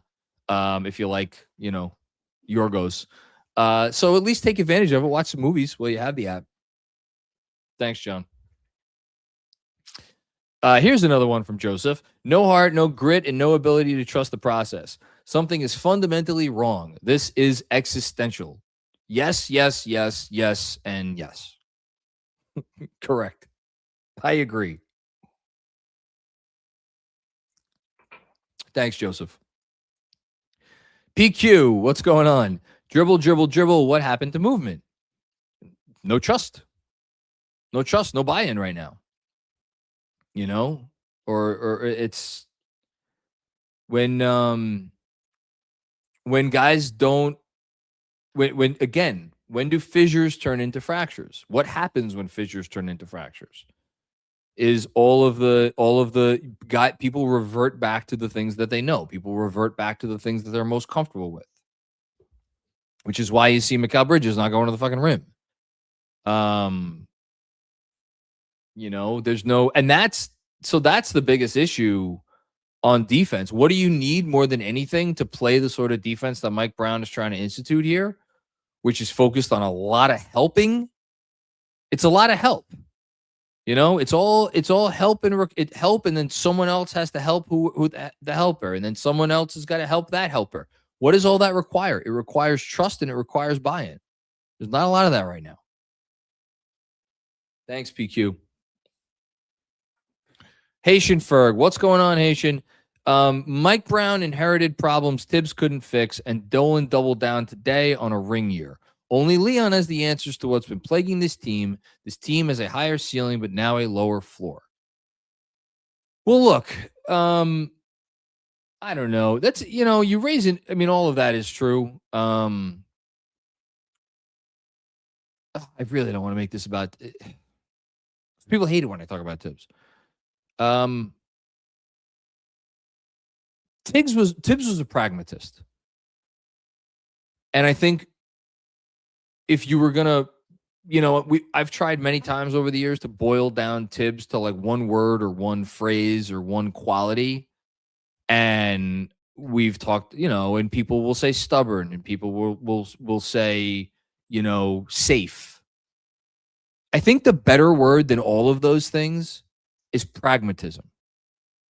Tibbs looked at a situation, looked at all of the pluses, all of the minuses, all of the great outcomes, all of the potential negative outcomes. And he said, and he decided always, what is going to be my path that, factoring all of those different things, is going to have the least downside, the most upside, and the highest probability of success. And he went forward with that. And as things developed, and maybe something was like, even if something was like screaming, hey, do this other thing that seems like it might work. Tibbs was so certain that he had gamed out every scenario that he stayed focused on that path. And it got him where he got him. And by the way, when Dolan went on the show today, on the radio today, and talked about a lack of collaboration, people might poke fun at that statement and this and that. He's not lying. Because what is that? What is that? That's people in the organization being like, hey, Tom, do it this way. And I said this all last year. Tom was like, no, I'm not going to fucking do it that way. I'm the coach. I figured out this is the best path. Is it going to guarantee us anything? No. But I've determined it's the best path. Was it perfect? It never was. It was never going to be perfect. Tibbs knew it wasn't perfect. Tibbs knew the pitfalls. But he determined the path, and he said, I'm sticking with the path. And it was his downfall. And now we're in a situation where Mike Brown very clearly came in, and he had a very ideal and has a very ideal version of what this team should look like and how they should operate and how each of these players should be used. And I think Mike Brown trusted in his ability to reach everybody and trusted in the collective willingness of the group and the individuals that make up that group to sacrifice to achieve his vision. And that is being tested right now. And yeah, it introduces a lower floor, but you could also argue the ceiling is still higher, depending on your view of the last head coach versus this head coach. And ultimately, that'll, probably find out. Haitian's got another one here. Does Minnesota trade Julius Randle and DiVincenzo for Cat? Oh, no. No, they don't even think about that. I like the trade at the time, and as a fan, I have the luxury of Monday morning quarterback, and I got to say, I don't like it. Well, look, I defended the trade at the time. I've defended it many times since. I don't really want to defend it right now. I probably could. God, I miss Dante. And honestly, tonight,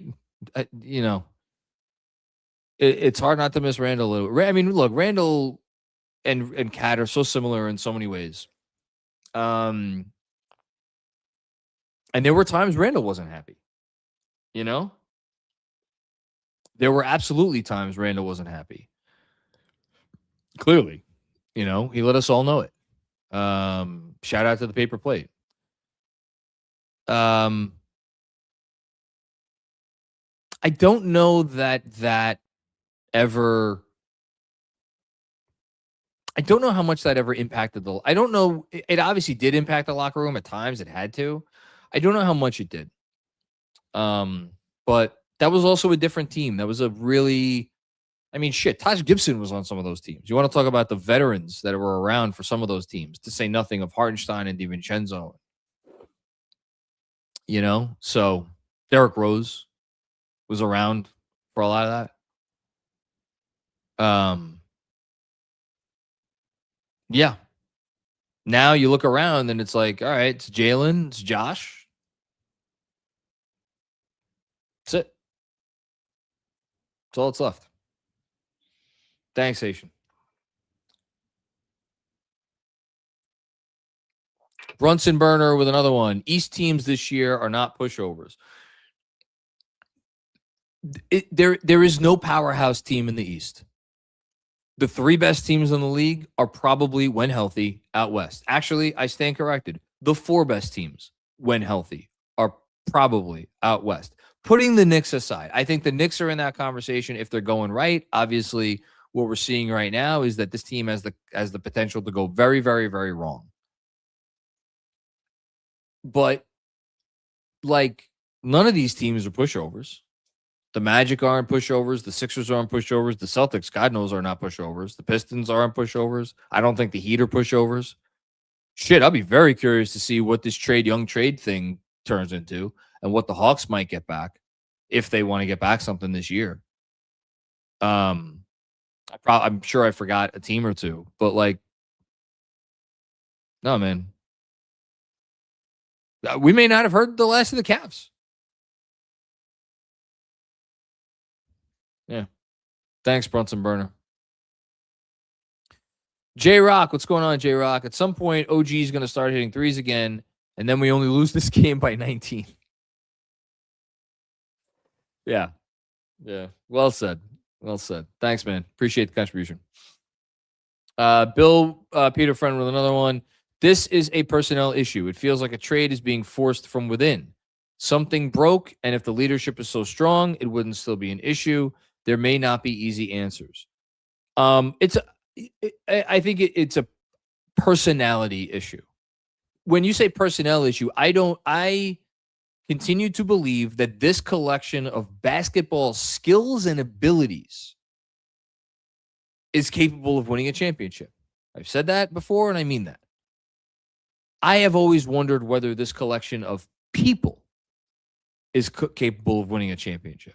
And my belief in Brunson and Hart, really those two, and how much they want to win and how badly they desire it. And then some of the other guys, Deuce, Mitch. I haven't mentioned Mitch a lot tonight. I know Mitch didn't play well and hasn't played well and hasn't really made a big impact for a while, but I believe in Mitch. I believe Mitch is about all the right things. He's not always effective because he's dealing with health stuff, but he's about the right things. And I believe Bridges was always about the right things. I don't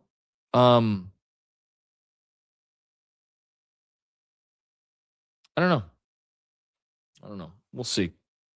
Thanks, Bill. Kevin, what's going on, Kev? Happy you shouted out Schwinn, since I feel like I'm usually most in line with his opinions. He said it's on their high-paid players to play 5-on-5 ball. This is on Anunoby, Towns, Bridges, and Brunson. It's on those 4 guys, and then Hart when he gets back. They're the team. No disrespect to Mitch, Jordan, Deuce, Tyler. No disrespect to any of these guys. It's on those core guys. Those core guys have to figure out their bullshit because that's all this is. This is bullshit. That's all it is. They have the ability. Thanks, Kev. Anthony 60. What's going on, Anthony? 6 points, 4 shots. Insane any time of year. That's a choice. Same with OG. Unacceptable shot attempts. Props to Deuce for not letting the noise distract. Deuce McBride, man, how insane would it be for them to entertain trading Deuce, who, by the way, is a quote from Steve, or this is per Steve Popper. Deuce McBride, when asked what he saw from the defense, man, did we play defense tonight? You know, Deuce actually tried. I thought Deuce tried. Deuce always tries. If only they had 8 other players like Deuce McBride. That would be great. That would be great. Jalen Brunson, this is also from Popper. Brunson fought through a lot tonight, 25 points against the defense, throwing multiple elite defenders at him, but he had 0 assists and 6 turnovers. The only other time he had no assists in the game for the Knicks, yada, yada, yada. Okay, so Popper, I thought there was a quote coming there. Nothing else. Was there? There was no. We got no Brown. We got no Mike Brown post game anything. Jalen Brunson. I think they just were ready to go tonight. They wanted to play. They truly wanted to win, and we didn't. What? Oh, this is per. So James Edwards III, I guess, is the only beat reporter tweeting about what Mike Brown said. It's pretty simple. They just physically kicked our ass. I mean, yeah, but it's more than that. Okay. Thanks, Anthony. Dom with another one. Thank you, Dom. I agree something has been off for some time. Winning covers up a lot. The team in the last 3 games is unrecognizable to the team that almost beat San Antonio. And by the way, did beat San Antonio in the Cup final. I wonder if something boiled over after the New Year's Eve loss. You never know. You never know. But I don't know, man. This team is 1 game ahead in the loss column to Philly, 2 games ahead in the loss column to Toronto, 3 games ahead in the loss column to Orlando and Miami. Shit. This team is 3 games out of the fucking play-in the loss column right now. Imagine if they had lost to Cleveland on Christmas. Cleveland would be sitting at 16 losses. They'd be sitting at 14. They would be 2 losses out of 8th. Maybe it's time. I got a suggestion. Hear me out. Hear me out. Maybe it's time to start taking the regular season seriously. Thanks, Dom. Brorante. Hope I pronounced that correctly. Yikes. Where's the juice? It's like the entire roster except for Deuce got monstered. Cat especially looks absolutely horrific.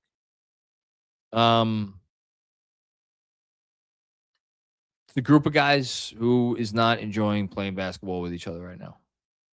I'm sorry to keep repeating the same thing, but it's the truth. There's no desire to play with each other as a cohesive unit right now. Between the core guys. Thanks, man. El Coriano 11. What's going on, El Coriano? Jalen Green, Dylan Brooks, Mark Williams for Cat, Yabusele, Dadier, a bunch of seconds. Reunite Cat with Booker. Works in the NBA trade machine. Why in God's name? Why in God's name would the Phoenix Suns make that trade? Dylan Brooks has completely changed their culture. I'm not saying it's just Dylan Brooks. The new coach, I'm sure, has a lot to do with it. But, like, the Phoenix Suns are you could argue, other than maybe the Celtics, that the Phoenix Suns are the feel-good story of the NBA. I mean, I know their owner's a fucking moron. But you think they would do that trade? Why? So they could pay Cat $75 million 3 years from now? Like, in what universe would would I keep saying Philly? I don't know why. Would Phoenix do that trade? They just discovered a defensive identity. That's who they are. That's what they're all about. We're going to try hard for 48 minutes of every game. Doesn't matter how many points we're down. Doesn't matter who we're missing. None of that matters. And you're telling me they're going to go trade for this fucking guy? Come on. Thanks, El Coriano. Michael Aaron, what's going on, Michael? Josh is our second most important player. I mean, at this rate, he might be their most important. Heart, speed, toughness is greatly affected when he's out. Yes. JB needs him out there. Yes, I agree with that. I don't care how crazy I sound. Josh is the Pippen, Draymond, Powell to JB's MJ, Steph, and Kobe. I mean, he means that much to their team. He's not obviously that level of player, and it's a good thing that he doesn't have to be that level of player. Otherwise, they wouldn't be very good. But he's vitally important for them, and the whole operation does not work without him. So, thanks, Michael. And Michael, another one. By the way, I'm not saying Josh out is the only problem. I appreciate you clarifying. Like you're saying, there are other issues, but it is a big part of it. It's of all of the things that aren't like this thing I keep alluding to, that is like something higher than all of this stuff we're talking about. The absence of Josh is by far the biggest issue, and then everything else goes below that. Thanks, Michael. Appreciate you. Hope you're well. Hush Zoo, no more double big. It stinks. It's funny. I forget who the super chatter was. The guy who kept sending in super chats saying that Mike Brown should be fired if he doesn't start the double big lineup. Where's that guy tonight? I don't think we've heard from him. Shockingly. All right. Next up. Thanks, Hush.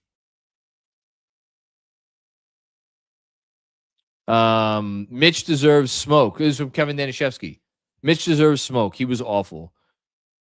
Yeah, it's fine. He was bad, but like the one thing I never question about Mitch is his effort. I think it's for him. It's if there's an issue, I think it's always a physical issue. Maybe you know what? Maybe that's me defaulting to a position on a guy that I like, and I do like Mitch, and I am less inclined to like some other players. So maybe that's me being unfair. Mitch was bad tonight.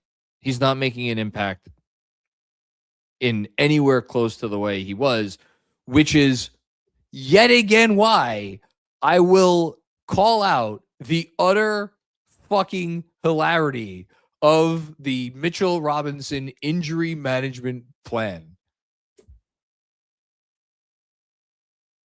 If I gave my daughter speed and asked her to fucking come up with a blueprint for a fucking rocket ship, she'd give me something more coherent than the injury management plan for Mitchell Robinson, which is working so well because it's not like the guy that we saw in the first fucking preseason game is wildly more effective than the guy that we saw tonight. So clearly whatever they're doing to preserve him is working like a T. To a T. Oh, God. You have to laugh sometimes, don't you? Or just drink more bourbon. One of those two things is definitely the solution. Thanks, Kev. Dell the truth. The Dolan interview dropping before this game is funny. It's hysterical. You can't write this shit. You know, I haven't even thought about what's going to happen if Dolan. That's the thing is, what is Dolan going to do? What is he going to go in there and demand that they fire Mike Brown? Who knows? You know, he can't go in there and demand that they, trade Towns or something. What the fuck are they going to trade him for? You know, it's like, we're going to fire Leon Roseman through the season. He's not. I'm sure people are going to get the riot act read because that's the thing with Dolan is it's always the whisperers. It's always the Dolanites. The Dolanites who chirp, chirp, chirp, chirp, chirp, chirp, chirp. That's why Tom doesn't have a job anymore. It's because enough people chirp, and they convince him. That's the issue. That's the problem. And so now all of them chirp, and he's got, he's obviously read them riot acts before, but I don't know what's going to come of it. Again, you got to fire the fucking coach. It's not his fault. I mean, unless, oh, Jesus Christ, I don't even want to say that out loud. Certain players have had a direct line to the ownership suite before. I don't know who still has those privileges. Anyway, thanks, man. I'm too fly, too flashy. Nice name. Do we ever get to a point where the Cat contract is bad? I mean, I'm not to say the obvious. The reason why Karl-Anthony Towns is a New York Knick is because the Minnesota Timberwolves were like, this contract is no longer worth it for us. They liked Cat. They loved Cat. They loved Cat the person. They liked Cat the player well enough. I mean, shit, they've gone to a conference finals with him. He had not outplayed the MVP, but he was good enough in a series against the MVP to win it. They didn't trade Cat because they wanted to get rid of Cat. They traded Cat because they wanted to get rid of Cat's contract. And now we're sitting here, and he is January? He's 18 months away from being able to opt out of his last year player option. And there's going to be some, with the Knicks or whatever team he's on this summer, there's going to be some very interesting negotiations for a player who's going to walk in and say, hey, I'm a 5-time All-Star, 6-time All-Star, whatever he's going to be if he makes the All-Star team this time. I'm a 4-time or 3-time All-NBA player. Look at my stats. Greatest shooting big man of all time. Give me my money. I don't know. I don't know what's going to happen. I wouldn't want to deal with it, though. Thanks. Haitian with another one. Thanks, Haitian. Appreciate you as always, man. You're always very generous, and it does not go unnoticed. I promise you that. In my heart of hearts, I'm rooting for Mike Brown to reach them individually. It's what he's got that Tibbs didn't. That's got to be his calling card, or else we'll be talking about how good we could have been. I think the only reason Mike Brown approached this team the way that he approached it was because he felt he could reach these guys individually. What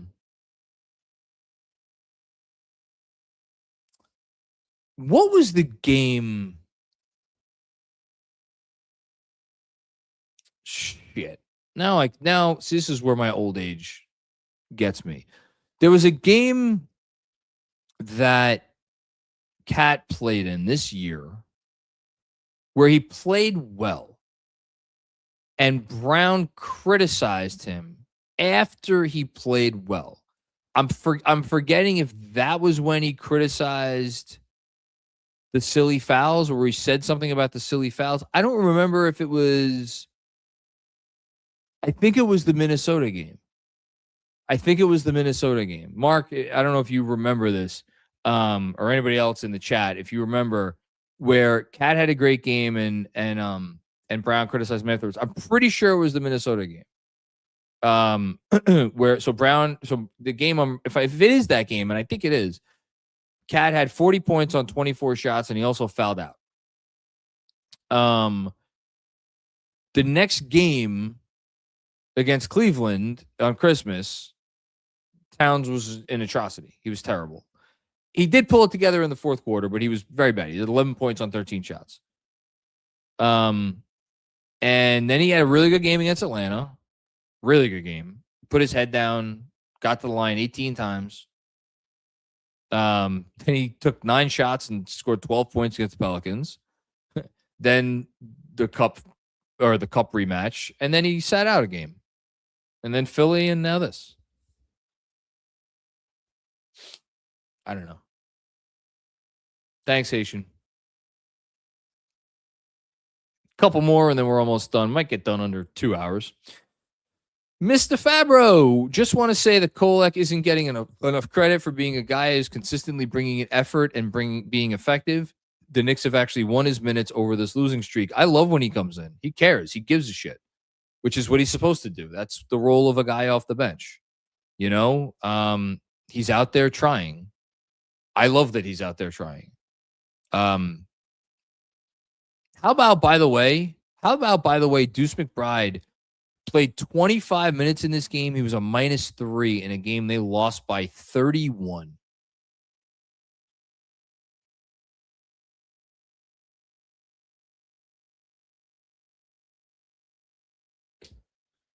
Thanks, Mr. Fabro. True genius. Nice spelling there. Begonia was interesting. Okay. I want to see it. I'm not the biggest Yorgos guy. I don't think I even finished watching the last Emma Stone Yorgos movie that I'm forgetting the name of with William Dafoe. But I liked the favorite. I hated The Lobster. Not like The Lobster. I'll give this one a shot at some point. I have to be in the mood for it. I haven't been in the mood for it yet. Anyway, considering Kat has been dealing with morning sickness, do you think? Oh God, I'm not reading the rest of that.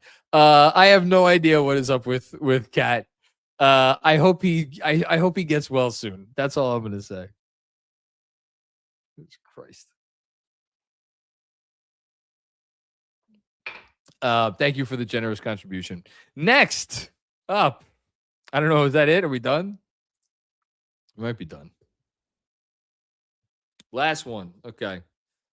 Put on my headphones because I got Mark up here. CC Kirby. Thanks as always, KFS. Streams like this after bad losses or like my therapy. Also my therapy. Macri saying, thank you, Mink Daddy. And now here's Mink Daddy 4 saying, I really got John to say, thanks, Mink Daddy on the air. What is Mink Daddy? Mark, why don't you come up here for a sec? Hi, Mark. Hey, what's going on? Can you hear me? I can hear you. I tried looking it up. I couldn't find it. I thought it might be like a meme or something. I'm gonna see if the chat will. I don't know if they're gonna tell us at this point. Mink Daddy. So here's what comes up when I type in Mink Daddy. Daddy's mink, Puff Daddy mink coat. That's not it, right? Would Fred want to name himself after that? After Puff Daddy's mink coat? At least I hope he didn't name himself recently after that. That would seem to be a questionable decision. It would seem. Yeah. There's a YouTube channel called Mink Daddy. Let's see what happens if I click on this. Oh, be careful. Looks like anime. Okay. That doesn't seem like the right one. Yeah, I don't know. Okay, I don't know what this is. Dirty's Dancer is saying it's obviously a pimp reference. Oh, because okay. Oh, so it's like, oh, I get it. Okay. I've never known a pimp. Me neither. You never have? I don't know. No. Not in this lifetime, not yet. Well, I'm sure Lynn appreciates that. Yeah, I hope so. Before we get out of here, literally, not to belabor the point, but how are you feeling after this one? Because you much like some players that we've rooted for, you wear your heart on your sleeve as a fan. Mm-hmm. So how are you feeling? Well, okay. In all honesty, I wasn't able to watch the entire game. We were at a wake for the majority of it. That sucks. I did catch, same vibes actually. No, I caught like the last quarter and a half. And yeah, I'm obviously downtrodden, frustrated, trying not to overreact about it in my own mind, but Okay. it really does like it when you have 3 games in a row that feel very similar in terms of, blowouts really, or at least close to blowouts, um, or just where the team hasn't played well. Um, the lack of clarity as to where the answer could come from is frustrating. That's what's killing me. It's like there's no clear path forward to figuring this out in my mind. I do, I do find it interesting that, you've shined a light on this, and a few of the super chatters have shined a light on this. I I think Michael Aaron recently just said this. It's not the whole problem, but I do find it interesting that as soon as Josh Hart went down, the spirit of this team seemed to take a hit. Yep. It seemed to be that seemed to be a huge contributing factor to the way that they've been playing since. And Yep. I don't know why that is, because you still have Jalen Brunson out there, and he's our leader. And I've always had faith that he would be enough to pull the guys up by the bootstraps. But like you've alluded to, maybe there's more going on behind the scenes that we don't know about. Yeah, I mean, look, we'll see. It's either gonna solve itself or it's not gonna solve itself. I will just say, like, it is a long season, and despite how I unloaded tonight and feel very justified in that, um, You should be. I well, look, at no point uh, I don't think like the season is over. I don't automatic. I don't. I'm not sitting here being like they cannot make the finals now. I don't think that. And I would be surprised if it got to a point where I ever sat here and been like, and was like, this team cannot do what we thought it could do this year. I would be personally, I would be surprised if things got to that point. Um, but like you, this is the first time this season, personally, where I have looked at the team and been like, maybe like, where is the answer? You know, is there an answer? Is this more? Is are we too far? Are we past the point of like you just got to play a little harder, play a little better? You know. Um. And look, we're gonna find that out. Because we have these one more things. super chat, by the way, came in. Oh, let's put it Yeah. up. Is it Yeah. from Mink Daddy? I hope it is. It's not. No, it's from T Doyle. Check the lineup Philly just lost to if you want to feel a little better. Nothing's going to make me feel better because tonight is all about the Knicks and what the Knicks did not do and what the Knicks did not bring. I don't care about what Philly lost to. I don't care about the fact that OKC got blown out by Charlotte in their own building. I don't care about it. No, I mean, it's not no disrespect. I don't care about any of these things. What I saw with the Knicks tonight, that is the only problem or the only thing I want to concern myself with, because that's a big problem. So, look, it's up to them to correct it. It's on the guys in that room. I think there are enough to your point about Josh Hart. I think Hart and Brunson and some of those other guys in that locker room care enough about winning that they will figure it out. Because that's all it is. It's about having enough guys in there that care about the right things. That's all it is. And they've got them. They've got them. They're in there. They have them. Some of them are about rekindling it, I guess. Yeah, that is kind of what it is. All right, Mark, thanks for popping up. We are going to get out of here just shy. Literally, we're about to cross the 2-hour mark. Thanks to everybody who watched tonight and went on this misery train with us here at Knicks Film School. Thanks to everybody who joined the watch along earlier. we have something scheduled for tomorrow night. With Jeremy, he's a little under the weather. I don't know if he's going to be able to pull through. Hopefully he is. But you know the deal. Knicks Film School, we're always going to have more content up on the docket. So stay tuned for that. Help support the show. Follow us on social at Knick Film School, SKOOL. Got the Patreon, got the newsletter. Tomorrow's newsletter, I'm sure, is going to be a doozy. And then, of course, if you are one of those Knicks fans out there who appreciates the therapy that we provide and you have never taken the extra step of either making a 5-star rating or writing a review about this podcast, feel free to maybe tonight.